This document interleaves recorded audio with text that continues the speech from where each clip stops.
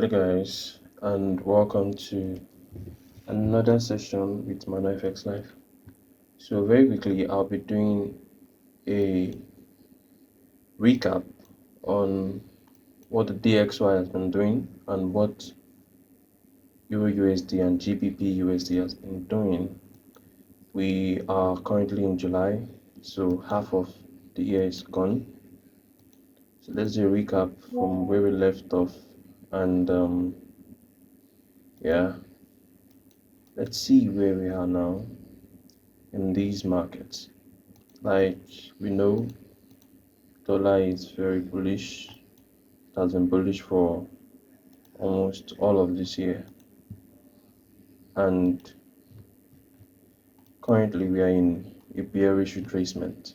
This is just a bearish retracement. It's going to reverse bullish. So we are going to do some analysis this week. I stumbled across a news that read the Strait of Hormuz has been locked again, and if that's the case, we might have a gap down on Euro USD and the gap up on dollar, because that is an escalation, and I believe an escalation is going to pump the dollar, and it's going to it's going to plunge Euro USD. So what are we looking at Euro USD? If I do a little bit of backtracking, we will see that structure wise, there is a shift from the external structures. All right, this is a shift. So on the daily time frame, Euro USD shifted bearish. Now it has created an external high, and I believe it is gonna go to create another external low. It has broken down here indeed, and every time a market breaks down, it does something like reversal to go back into premium. In a sell position, you're looking for price to go back into premium and then sell off again. In a buy, you're looking for price to trace back into discount and then buy up again. In this case, we see the dollar, we see the Euro USD breakdown recently. So that caused this little buy reaction over here. Well, I want to feel like this is over. Looking at how on Friday closed one and the news that came out, I was waiting for a buy here, but that never got triggered, for the retracement into premium, but that never got triggered. And with the news I came across, I'm gonna go make my research to verify the authenticity of it and see if that's a real thing before the markets open. And if it's a real thing, we could see Euro USD plunge just resume its bearish trend. Okay, so I'm gonna delete this and do a little bit of analysis on Euro USD. So what do we see here? It is in my opinion that for somebody who is disciplined enough, patient enough, you don't need more than 5 trades, 4 to 5 trades in a month. All right, you don't need more than 4 to 5 trades. Two of the trades you are trying to catch, you're trying to catch the main trend pushing down after a retracement, while in another two of the trades you're trying to see if you can get involved in a buy retracement back into premium after price has broken down or broken structure. You're trying to see if you can catch. That should not be your priority. It is better for you to wait for price to naturally buy up into premium. It is better to wait for price to naturally buy up and then you look for a reaction that you can sell than trying to catch this low. Sometimes you just get chopped out. But if you're experienced enough, you know how to anticipate a manipulation, engineered liquidity, and catch probably 1 to 5, 1 to 3 on a retracement move before the main move starts. So what do we see on Euro USD? We see there's a break of structure, like I earlier pointed out with this two. All right, price broke here, and that gives us this range from this high to this high. If I draw a Fibonacci to ascertain our premium and discount levels, Kudos to Justin Bennett, by the way. I got this trick and this Fibonacci settings from Justin Bennett. You can check him out on YouTube. Yeah. So this area are the OTEs. We call it optimal trade entries. All right, they're the OTEs is 7.9 and the 6.2%, 0.79, 0.62. And over here, the red zone is the retracement area. This is discount in a bearish market. This is premium in a bearish market. So the best case scenario where you're gonna be finding good shorts or good sales is in premium. All right. So I tried catching this buy. Price just came a little bit close to it and reversed. I still have this position, the buy limit position open because I believe everything that happens above an inefficient price action is liquidity, engineered liquidity. Price will most likely now let me show you guys something. Price will most likely want to bounce around, maybe tap into a fair value gap, buy a little bit, bounce around, create highs, create highs, and fake some buys, and then just clear everything. Then tap into that inefficient price action, make it efficient, which means the fair value gap is totally filled, and then boom, it just starts buying back up. All right. When price breaks structure and you are in a discount zone, once you see that price has broken structure down like this, you're not looking for new sales, because what the market will most likely want to do is retrace. So people that start forcing sales start losing money. The best thing you can do is sit out and wait for the market to come back into premium, or you can try to see if you have the experience of catching a good move into premium. So what am I anticipating on EURUSD for this week? Let me go to the weekly time frame, and if we let us read the candles and see what we see. Okay, over here we see there's a fair value gap. There's a fair value gap that's untapped. Yes, that's untapped. This is a fair value gap untapped on the weekly time frame. So that can be a draw on liquidity. That could cause price to buy up, especially given that last week was, in fact, for the past 2 weeks, it's been an indecision candle. The volume has been very low, and that is very much expected. Wow, I think this solidifies my buy idea.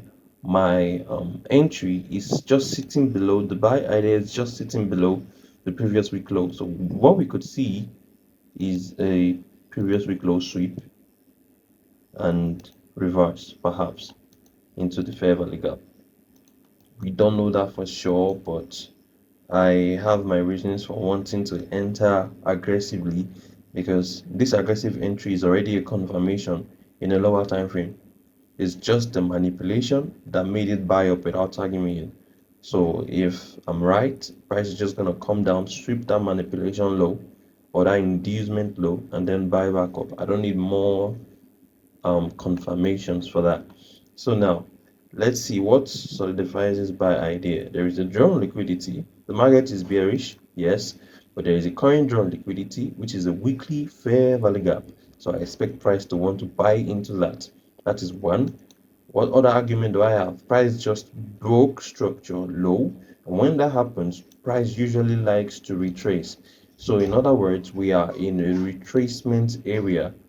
We are in a retracement zone. When we take a Fibonacci from this high, because that's the last high before the break, the last high before the break is usually a strong high or is usually a liquidity high. You're going to find out when price gets there. Price either gets here, reacts and sells off, or price comes and sweeps it. All right. So now, what does this tell me after prices broke structure? If I use the last high to the break of structure, it tells me we are in the discount area. I don't want to be selling in discount, so I don't want to be looking for sales, except I have reasons to want to scalp sales. I have a strategy I trade. It's a 9:30 a.m. EST strategy, which is 2:30 of my time, and I can scalp a 10 pips move or 5 pips move. With the way forex is nowadays, you cannot afford to be that oh, I'm a swing trader, oh, I'm a scalper. Unless you are very profitable with it already, you need to know everything. Even if you're not doing everything, all right, you need to know everything. You need to know your 4 hour structures, your your breaker blocks. You need to know your fair value gaps. You need to be able to read candlesticks.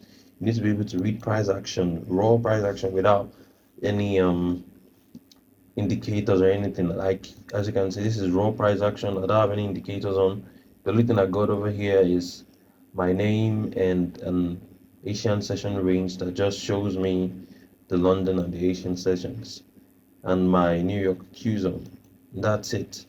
So what solidifies this buy idea? Like I said, we are in retracement area, so price should want to buy.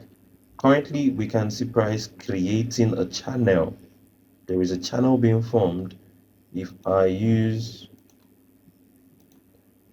we can see a channel being formed. Price like to, according to Justin, price like to create these channels and kind of like respect them. I did a test on it and I saw that was true. Right? Price, when price trends, we understand an uptrend goes like this. Every time this happens, it always happens in the channel. Sometimes it's choppy, but price is always creating a channel.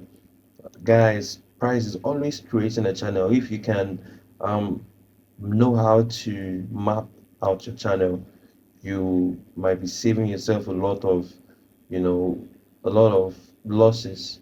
Because imagine I'm trying to catch long term because I see this drop down, because I see this drop down over here.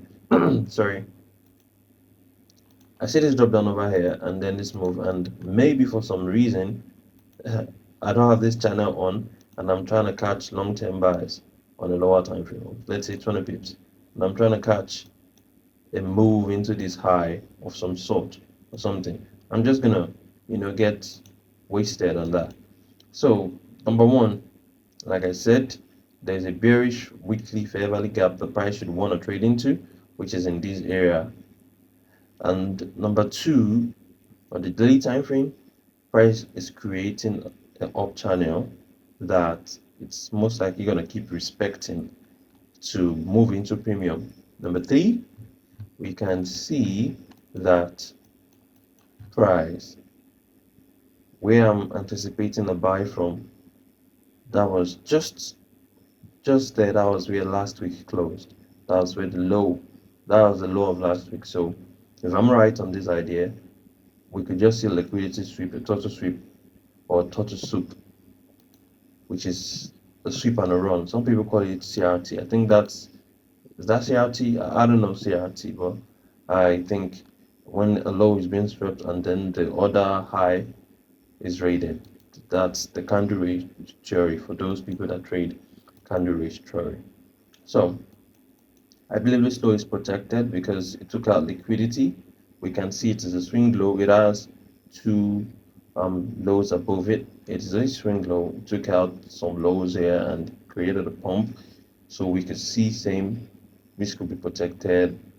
And 20 pips is more like a pressure point for Euro USD. If you are right in your entry price, should, so most of the time you don't need to protect everything. Just do 20. Price most likely wanna, bounce once it gets to an area where, you know, from that low, this is what I mean. From the low to the entry point is 20 pips. So that area is a pressure point area. When price gets there, it necessarily doesn't want to go lower again. It just starts rejecting. But I have reasons for wanting to take my position higher. For any reason, I can always decide to make my SL 30 or 28. I wouldn't mind, but right now I'm just leaving it at 20. And I hope the market does not open with a gap down because that would trigger um my buy limit and take me out. But that's fine. It is a managed trade. The risk, it is a well calculated risk. So I'm bearish on Euro USD. I am, but I'll be bearish and be looking for sales in premium. At least price should come above this 50%.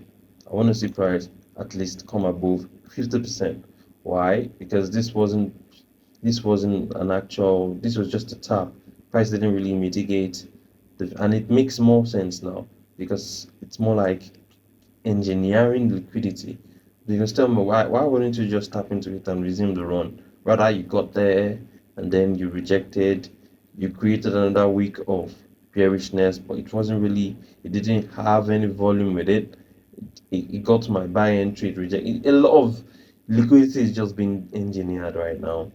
And this is the part where you sit out of the market if you don't have enough capital to risk, or if you're not very experienced. You just let the market play out and come to an area where you're ready to sell from or you're ready to buy from.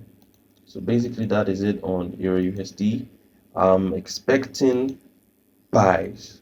I'm expecting buys. I want to buy this market because we are in the discount area of a bearish trend. We are in a retracement area. So if we are going to be seeing any hard pushes, it is most likely going to be up. All right, at least for the week or for the first 3 days of the week. If that happens, it's most likely going to be up. And then when we get here, we can be seeing hard pushes to the downside. We can be seeing hard pushes to the downside. And that's that about that. That is that about that on Euro USD. And if I go to GBP USD, I've not been looking at that pair lately because it is very choppy, but it's still creating a sort of channel as well, as you can see. And yeah, it makes more sense now. If EURUSD buys and my idea holds, we could see GBP USD buy as well, probably to sweep this high, tap into IPA, or to tap into this channel before the sell happens. So we could see a sweep of previous day low and a bullish week on Euro USD, GBP USD, maybe a move into this channel, top channel, and then Euro USD can use that as an excuse to move into this premium as well. Not necessarily the channel because it's very far and there's a lot of POIs that can hold price down. It could also get to the channel, but I believe it's not going to get there. So when I start to see a reaction before it gets there, I'm open to taking it. I'm open to taking it. On DXY, yeah, DXY kind of like, oh, okay. See DXY already, yeah, already rejecting off of these highs and didn't really tap the channel low, the lower channel, but you see it tapped the same thing, just like EURUSD. It was just a tap on the 50 minutes.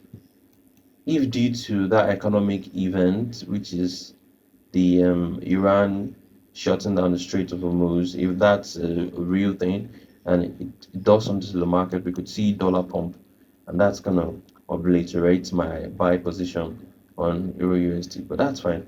We'll we'll reanalyze and then we'll come back into the week to reassess what happened and how we approached the market in general.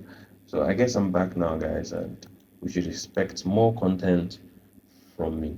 Thank you guys for your support, and I'll see you all on the next one. Thank you.